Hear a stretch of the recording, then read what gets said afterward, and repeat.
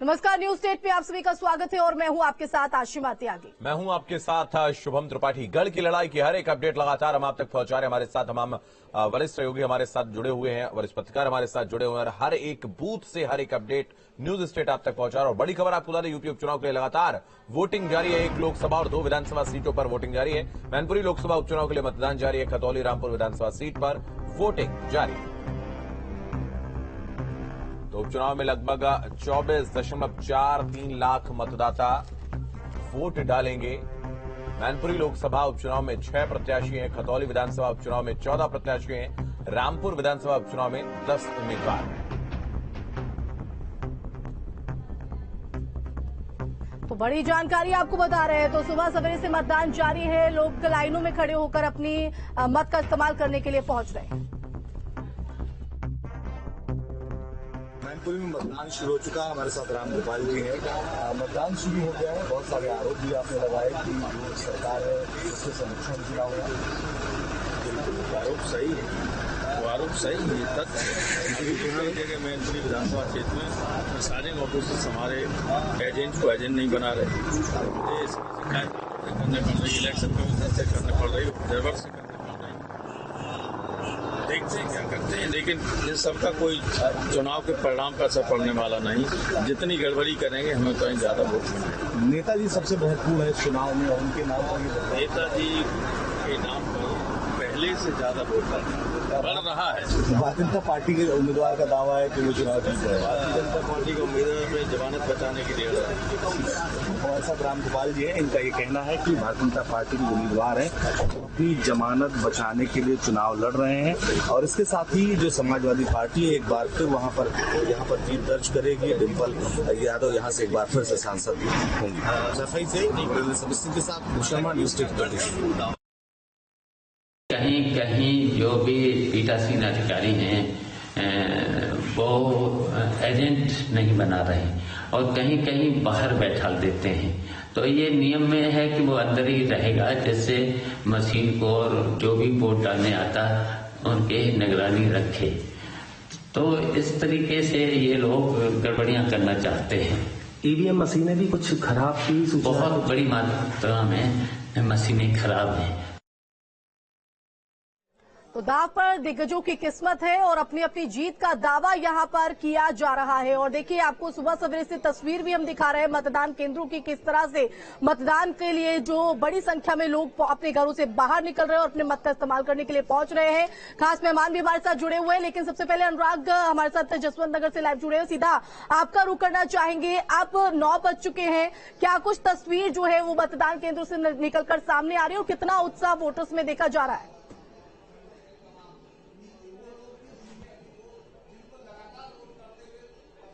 देखिए, हम लोग जिस मतदान केंद्र पे मौजूद हैं ये रघुराज सिंह शाह के जो उनका मतदान स्थल है यहाँ पर, और वो यहाँ पर अभी घर पे पहुंच चुके हैं। अभी 5 मिनट पहले वो अपने घर आए थे। उसके बाद अपने माता पिता के जो अंत्येष्टि स्थल है वहां पर गए हुए हैं और उसके बाद किसी भी क्षण यहाँ पर आ सकते हैं। अगर हम अपने पीछे मतदान स्थल दिखाना चाहें तो आप देख सकते हैं कि यहाँ पर शांतिपूर्ण ढंग से पूरा मतदान चल रहा है। लोग धीरे धीरे करके आ रहे हैं। हालांकि गाँव का क्षेत्र है इसलिए भीड़ भाड़ बहुत ज्यादा नहीं है, लेकिन तो भी 2-2, 3-3, 4-4 करके मतदाता यहां पर पहुंच रहे हैं। और इसके साथ ही साथ गांव के लोगों में भी काफी उत्साह देखने को मिल रहा है। आप हमारे पीछे देख सकते हैं कि किस तरह से गांव के लोग अपने घरों से बाहर निकले हुए हैं और वो इस बात का इंतजार कर रहे हैं कि उनका नंबर आ जाए या वो वोट देने चले जाएं। और इसमें से कुछ लोग ऐसे भी हैं जो अपना मतदान कर चुके हैं। उनके अलग अलग मुद्दे हैं। जब हमने उनसे बात भी करने की कोशिश करी थी तब उन्होंने कहा था कि हाँ, उनके अलग अलग मुद्दे हैं। कहीं पे विकास का मुद्दा है, कहीं पे जाति का भी मुद्दा है। और एक बात और भी है कि चूंकि इसी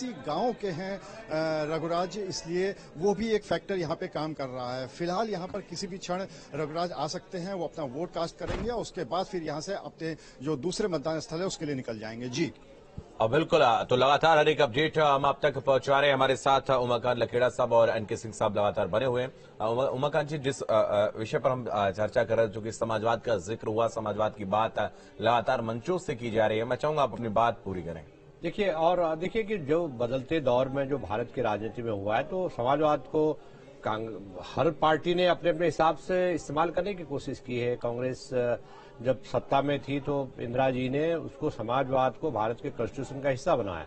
और कांग्रेस पार्टी ने कहा कि देखिए उस समय जो कांग्रेस पार्टी को जो असली चुनौती थी वो समाजवादियों से चुनौती थी, क्योंकि जो नेहरू की जो पॉलिसी थी, चाहे वो डोमेस्टिक घरेलू नीति हो, विकास की नीतियां हो, फॉरेन पॉलिसी हो, तमाम तरह की चीजों में समाजवादियों ने उनको सीधी टक्कर दी। उसके बाद वो जो गैर कांग्रेसवाद का जो पूरा ताना बाना था, उसमें समाजवाद की जो नीतियां थी वही चुनौती दे रही थी, और उसके जो नेतृत्व कर रहे थे 60 के दशक में, ये 50 के दशक में शुरू हो गया था, और 60 के दशक में और 70 के दशक में तो उत्तर प्रदेश में जो समाजवादी पार्टी का जो उदय हुआ वो नेहरू के खिलाफ जो राममनोहर लोहिया की जो नीतियां थी, एक वैकल्पिक नीति, बेसिकली होता कि विकास का जो मॉड्यूल है, वैकल्पिक मॉड्यूल किस तरह से तैयार हो, तो उनका कहता है समाजवादी पार्टी, समाजवाद के रास्ते धीरे धीरे वो समाजवाद संकुचित होता चला गया, और देखिए और एक परिवार तक सीमित रह गया। जो क्षेत्रीय पार्टी से समाजवादी पार्टी का उत्तर प्रदेश में शासन आया कि वो राममनोहर लोहिया के अनुयायी थे, जनेश्वर मिश्र के अनुयायी थे, मुलायम सिंह जी, तो उन्होंने अपने ढंग से उसको परिभाषित केवल उत्तर प्रदेश के संदर्भ में किया। और इस वक्त जो आधुनिक समाजवाद का जो केंद्र बिंदु रह गया है सैफई, वहां हम चलते हैं, वहां हमारे सहयोगी निखिल, हमारे सहयोगी इस वक्त लगातार हमारे साथ बने हुए। निखिल, क्या कुछ तस्वीर है इस वक्त? बिल्कुल, तस्वीरें अगर हम सैफई की बात करें तो रामगोपाल यादव ने मतदान कर दिया है, और इसके साथ ही तमाम जो परिवार के लोग हैं वो अब से थोड़ी देर में मतदान के लिए पहुंचेंगे। अखिलेश यादव और डिम्पल यादव और उनके परिवार के लोग। हम इस वक्त धर्मेंद्र यादव के मकान में मौजूद हैं, घर वो भी युवराज जी, समाजवादी पार्टी ये कह रही है कि ये उनका किला है, किस तरह से किला ढह पाएगा? यहाँ गुंडाई करने का काम करती है, इनका यही तो गुंडाई का काम है। अब रघुराज सिंह साग तो वहीं से आया है, तभी तो घबराए हुए निकले हुए। जनता ने मन बना लिया, यहाँ इन्हें हटाने का काम करेगी। गुंडई से तो आई थी परेशान यहाँ, आप देख रहे हैं। अभी देखो तोलारामपुर में वोट नहीं डालने दे रहे, लोग रोकने का काम कर रहे हैं, वोट भी नहीं डालने, तोलारामपुर में रोकने का काम कर रहे हैं। जो हमारे पाल समाज के लोगों ने रोक रहे हैं, ये बदतमीजी इनकी रही है। नहीं, यहाँ वोट डलेगा तो ये ऐतिहासिक स्थिति होगी। यहाँ पूरा गुंडई करने का काम कर रहे हैं। आपके साथी रहे हैं शिवपाल यादव, और जिनको कि उनके भतीजा अखिलेश यादव ने अब अपनी तरफ कर लिया है। क्या आपको क्या लगता है कि कितना बड़ा फर्क पड़ेगा इसमें? देखिए, कहीं ये ड्रामेबाजी है, ये पारिवारिक ड्रामेबाजी होती है, गुमराह करने के लिए होती है। कोई दूसरा न बढ़े। किसान के बेटे को जब सम्मान मिल रहा है तो बढ़ाए, और तुम तो सम्मान देते नहीं। हमें व्यक्ति कुत्ता शब्द जैसे अपमान करने का काम करते हैं। क्या कितने गिर सकते बताइए? रघुराज सिंह साग बैलगाड़ी के पीछे चलने वाले कुत्ते लोग, ये शब्द है, बताइए ये शब्द हैं। हमने तो सम्मान, हमारे संस्कार में ही नहीं है। हमारे संस्कार माता पिता ने कहा है लोगों को सम्मान करना, में ये शब्द नहीं है। लेकिन हम जनता से अपील करूंगा, किसान का बेटा है, ये गांव का किसान का बेटा है, इसको आशीर्वाद दें और जनता आशीर्वाद देने का काम करे। मन बना लिया सभी जाते। कितने वोटों से जीत रहे हैं? ये जनता निर्णय लेगी, सब सामने आ जाएगा। पूरी आप लोकसभा में जनता देखिए, बदतमीजी कर रहे हैं। कल किसनी में साख समाज के लोगों को मारने का काम किया, बदतमीजी। आज तोलाराम पाल समाज के लोगों को धड़काने का काम कर रहे हैं, ये साख समाज के लोगों को धड़काने का काम कर रहे हैं, बदतमीजी कर रहे हैं। इस पर तक उतर आए, बुखला गए बिल्कुल बुरी तरह से।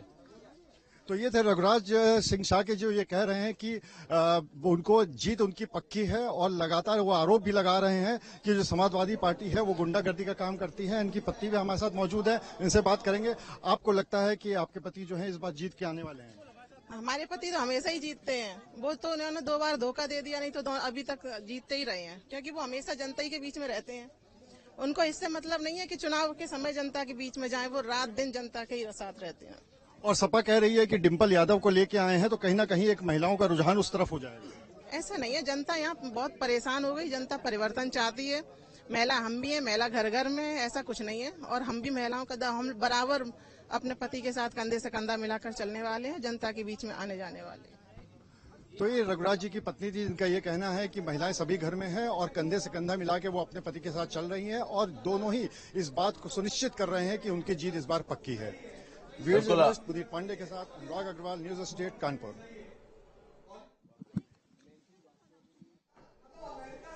तो निखिल का दावा जो है लगातार आशुभम, अगर हम देखें तो बिल्कुल। तो निखिल के पास चलते हैं, और निखिल आपसे भी जानना चाहेंगे अब क्या तस्वीर वहां पर निकलकर सामने आ रही? ग्राउंड पर आपकी मौजूदगी है, मतदाताओं से आप रूबरू हो रहे होंगे, तो क्या मूड उनका यहाँ पर दिखाई दे रहा है?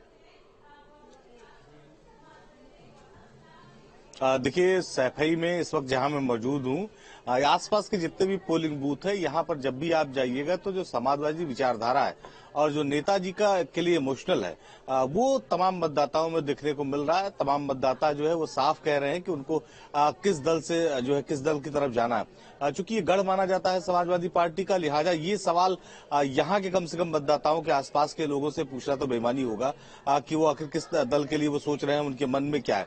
लेकिन एक बात बहुत साफ है कि मैनपुरी और आसपास के जो तमाम इलाके हैं जहां पर ये मतदान हो रहा है, पूरे मैनपुरी लोकसभा सीट की अगर हम बात करें तो वहां पर जो है वो उत्साह जो मतदाता थे अब उनमें थोड़ा थोड़ा देखने को मिल रहा है। जो संख्या है पोलिंग स्टेशनों पर वो बढ़ी है, सुबह से ही हालांकि मतदाता पहुंच रहे थे। और अगर हम बात करें सफाई की तो सफाई में रामगोपाल यादव जी ने अभी थोड़ी देर पहले मतदान किया है। धर्मेंद्र यादव अपने आवास से निकल रहे हैं, उनको भी मतदान करने जाना है। इसके साथ ही 9:30 बजे का समय अखिलेश यादव और डिम्पल यादव का भी है, वो भी अपने आवास से निकलकर जो है जो उनके घर के पास स्कूल है, जो पोलिंग बूथ बनाया गया वहां पर मतदान करेंगे। 3 बजे के आसपास शिवपाल यादव को भी मतदान करने के लिए पहुंचना था। तस्वीरें बिल्कुल साफ है, जो परिवार है यहाँ बहुत संगठित दिखाई पड़ रहा है और इसका पूरा मैसेज आसपास के अगर हम क्षेत्र की बात करें तो वहां पर भी दिखाई पड़ रहा है। मतदाता जो है आसपास के, उन्होंने जो मन बनाया है उसकी तस्वीरें यहाँ देखने को मिल रही है। हालांकि वो बात ये सैफई की मैं कर रहा हूँ, पूरी मैनपुरी लोकसभा सीट की बात नहीं कर रहा हूँ। भारतीय जनता पार्टी भी बहुत मजबूती से चुनाव लड़ रही है। नतीजा क्या होगा ये आज शाम तक ये मान लिया जाए ईवीएम में कैद हो जाएगा और 8 तारीख को सबके सामने होगा। तो फिलहाल अभी जो तस्वीरों की हम बात करें तो पूरे कोई लड़ाई, कोई भी चुनाव होता है वो व्यक्ति के नहीं होती बल्कि विचारधारा की होती है। रामपुर मैनपुरी खतौनी तीनों सीटों पर कमल खिल रहा है। भारतीय जनता पार्टी तीनों जगहों पे प्रचंड बहुमत के साथ जीतेगी और न केवल उपचुनाव में बल्कि गुजरात के चुनाव में, हिमाचल के चुनाव में, दिल्ली में जो एमसीडी के चुनाव हो रहे हैं। क्योंकि एक चीज आपने देखा होगा कि नरेंद्र मोदी जी की तपस्या की ताकत और परिश्रम के परिणाम का असर समाज के सभी वर्गों में बहुत साफ, बहुत स्पष्ट तौर से दिखाई पड़ता है। महिलाओं ने गिरफ्तारी को कानून अपना काम करेगा, कानून अपना काम करेगा। मैं उस पर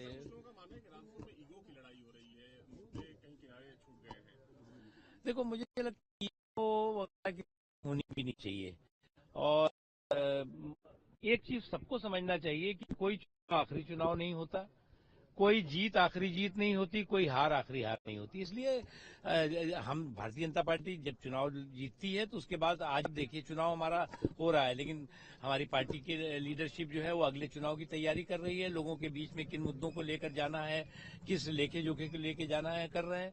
इसलिए ये नहीं होता कि एक चुनाव हो गया और कंबल ओढ़ के आप सो गए। साथियों को हम लिस्ट दे सकते जिनके घर पे पुलिस ने तांडव किया। कल ही रात कुरौली में, थाना बेवर में, थाना आपके ओछा में, जो मेरी व्यक्तिगत जानकारी है, चूंकि मेरी सीमित जिम्मेदारी थी मैनपुरी विधानसभा तक, तो मेरी जो व्यक्तिगत जानकारी उस हिसाब से मैं कह सकता हूं कि कोई वर्कर ऐसा नहीं बचा जिस वर्कर के यहाँ दबिश न गई हो। ये बीजेपी का असली चेहरा सामने है। रामपुर के हमारे उम्मीदवार की गिरफ्तारी कर ली जाती है, आसिफ रजा साहब की। ये लोकतंत्र में मैं समझता हूं मीडिया के साथ ही जो चौथे स्तंभ हैं लोकतंत्र के, इनको लोकतंत्र की रक्षा के लिए आगे आना चाहिए और सच्चाई देश के सामने दिखाना चाहिए कि भारतीय जनता पार्टी का असली चेहरा क्या है। नेताजी का परिवार तो कभी रोता नहीं है, आप तो रो रहे हैं। मैं नेताजी की भावनाओं में रो रहा हूं, मैं कभी दबा नहीं हूं, ये बात आप ध्यान रखिएगा। मैं कभी डरा नहीं हूं, न दबा हूं। आपने देखा है, अभी पुलिस ने मुझे घेरा था तब भी देखा था, पार्लियामेंट में भी देखा है और जीवन के हर पल पे देखोगे। लेकिन जब नेताजी का नाम आएगा तो भावनाएं बाहर आएंगी। आजमगढ़ इलेक्शन में भी हम लोगों ने देखा था सर आपको ऐसे ही, जब आप बूथ पे जा रहे थे, एक क्लैश आपका सीओ के साथ। नहीं, कभी कोई, चाहे पार्लियामेंट हो, चाहे कोई चुनाव हो, चाहे पुलिस हो या कहीं भी हो, नेताजी ने हम लोगों को बहादुर बनाया है और नेताजी का जो बनाए हुए हम लोग हैं तो कोई उसमें बदलाव नहीं देख सकते। हाँ, जब नेताजी का नाम आएगा तो स्वाभाविक भावनाएं आएंगी। क्या आपको लगता है कि भाजपा टक्कर दे रही है आपको? कोई टक्कर नहीं, भारतीय जनता पार्टी लड़ाई नहीं है, लड़ाई तो प्रशासन लड़ रहा है। भारतीय जनता पार्टी के नेताओं के कार्यक्रम रद्द हुए, लगे हुए कार्यक्रमों लोगों ने आने से मना किया है। कोई मतदाता, आज किसी मतदान स्थल पे आप चले जाइए, रैंडम, आप लोग स्वतंत्र हो, आपके पास है, हमको तो रोक दिया गया। किसी भी मतदान स्थल पे जाएंगे, चाहे किसी भी धर्म, जाति, मजहब का कोई भी इलाका हो जहां भारतीय जनता पार्टी ट्रेडिशनली मौजूद रही हो, वहां भी चले जाएंगे तो आप पाएंगे आज के चुनाव में सभी नेताजी को श्रद्धांजलि देते हुए माननीय डिम्पल जी के पक्ष में ऐतिहासिक मतदान हो रहा है। 2024 के लिए ये हार भी किसी भी पार्टी के लिए और ये जीत भी बहुत मायने रखेगा। अगर आपकी बात को ही मैं सच मानूं तो ये निश्चित तौर पे मैनपुरी का लोकसभा का चुनाव का परिणाम विपक्ष को एक बहुत बड़ी ताकत देने जा रहा है। मेरे साथ धर्मेंद्र यादव जी हैं, सवाल ले लेते हैं। सर, ये चुनाव बिल्कुल अलग है, इमोशनल है, कैसे इलेक्शन को देख रहे हैं? स्वाभाविक है, नेताजी के बिना ये चुनाव हो रहा है। तो आपने सुना और लगातार हर एक तस्वीर जो है हम अपने दर्शकों तक पहुंचा रहे हैं। एक तरफ बीजेपी जीत का दावा कर रही है, दूसरी तरफ समाजवादी पार्टी तमाम आरोप लगाते हुए अपनी जीत का दावा कर रही है। और धर्मेंद्र यादव साफ तौर पर कह रहे हैं कि डिंपल यादव एक ऐतिहासिक जीत हासिल करने के लिए जा रही हैं। एनके सिंह वरिष्ठ पत्रकार हमारे साथ लगातार बने हुए हैं, हम उनके पास भी चलेंगे। एनके सिंह साहब, मैं आपके पास आऊंगा। सीधे तौर पर एक ट्रेडिशन सा हम देखने को मिल रहा है पिछले कई चुनाव से। अगर हम देखें विपक्ष में जो दल होता है वो साफ तौर पर प्रशासन का एक जो प्रताड़ना प्रशासन के द्वारा की जा रही है, ऐसा आरोप उनके द्वारा लगाया जाता है।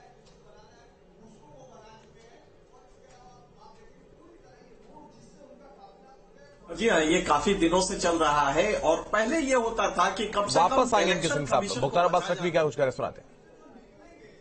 रामपुर तो है ही, रामपुर तो 60% यहाँ मुसलमान रहते हैं। यहाँ पर जो है वो अब्दुल के वोटों की तिजारत नहीं बल्कि उसके समावेशी विकास की इबारत मुद्दा बना हुआ है। और जब अब्दुल के वोटों की तिजारत मुद्दा नहीं होगी, अब्दुल के वोटों की सियासी और सांप्रदायिक तिजारत मुद्दा नहीं होगी, उसके समावेशी सशक्तिकरण और तरक्की की इबारत मुद्दा होगी, तो निश्चित तौर से वोटरों का मूड और मिजाज भी पॉजिटिव होगा, कंस्ट्रक्टिव होगा। सर, इस चुनाव में देखा गया कि आजम खान ने इमोशनल कार्ड खेला तो भाजपा ने पसमानदा मुस्लिम कार्ड खेला। कहा जा रहा है कि वर्चस्व की लड़ाई है, ये सिर्फ चुनाव नहीं। देखिए, हमारे लिए जो है वो समाज के हर हिस्से, कोई कार्ड वोट नहीं है, हमारे लिए समाज का हर हिस्सा उस तक विकास की रोशनी पहुंचे, उसके आंखों में खुशी, उसकी जिंदगी में खुशहाली आए, इसके लिए हम काम करते रहे। तो क्या माना जाए कि भाजपा इतिहास लिखेगी? भारतीय जनता पार्टी यहाँ जीतेगी और बहुत कंफर्टेबल तरीके से जीतेगी। तो मेरे साथ है मुख्तार अब्बास नकवी, जो कि अभी वोट डालकर यहाँ पर पहुंचे हैं, वोट डालने पहुंचे हैं। हालांकि इन्होंने वोट कास्ट कर लिया। इन्होंने कहा, इनका साफ तौर पर कहना है कि अब अब्दुल के वोटों को लेकर सियासत नहीं होगी, बल्कि अब्दुल का समावेशी विकास से हो, ये यहाँ पर तय होगा। हालांकि इन्होंने यहाँ का दावा भी किया है। देखा जाए तो रामपुर की सीट पर इस बार जो मुकाबला है बेहद दिलचस्प है, जहां एक तरफ समाजवादी पार्टी के सामने अपने गढ़ को बचाने की चुनौती है, तो वहीं भाजपा इस मौके को अपने हाथ से जाने नहीं देना चाहती है। वीडियो जर्नलिस्ट दीपक राणा के साथ अविनाश सिंह, न्यूज नेशन, रामपुर। तो गढ़ की लड़ाई दिलचस्प होते हुए नजर आ रही है और मतदान लगातार जारी है। किसकी जीत होगी आज ये तय हो जाएगा। रुकेंगे बहुत छोटे से ब्रेक के लिए। मेगा कवरेज लगातार जारी।